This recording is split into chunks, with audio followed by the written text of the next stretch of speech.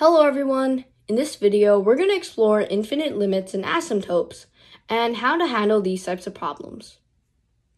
Let's start off with horizontal asymptotes.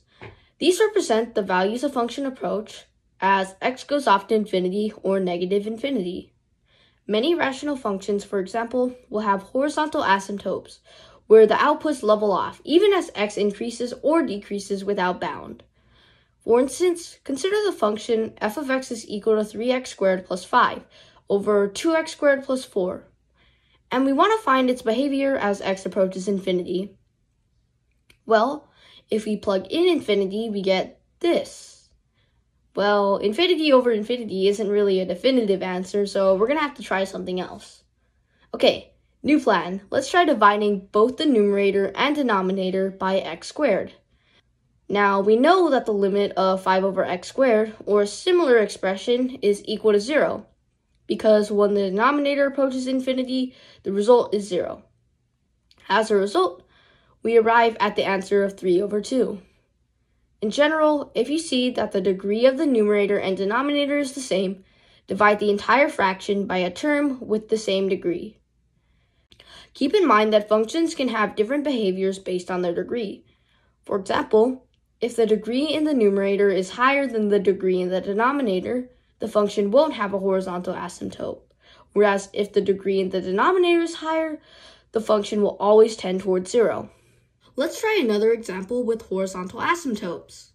Say that we have the function on screen and we want to find the limit as x approaches infinity. First, I'm going to divide the numerator and denominator by square root of x squared. And from here, we can do the same thing that we did last time. Alright, so we're going to cancel some terms, and eventually we're going to see that evaluating the limits gives 3 over 2. Notice that if we were trying to find the limit as the function approaches negative infinity, it would yield the same result. Again, this is not always true, but for this function in particular, it is. Next, let's talk about vertical asymptotes. These occur at values of x where the function becomes undefined and blows up to infinity or negative infinity. In rational functions, vertical asymptotes usually happens when the denominator is 0. Consider the function g of x is equal to 1 over x minus 2. We want to establish that the function has an asymptote as x equals 2. How can we do this?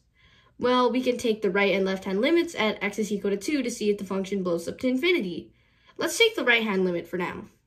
As we approach x is equal to 2 from the right-hand side, the function gets closer and closer to positive infinity because the denominator is still approaching 0 but is still a positive value. Therefore, we have proved that there is a vertical asymptote at x is equal to 2. Alright, so it's practice time. Here are some problems to test your understanding. Alright, and here are the solutions. Alright, so that's it for a discussion on infinite limits and asymptotes. If you have any questions, feel free to email me at lowqualitymathematics@gmail.com. Let's do some more math in the next video. See ya!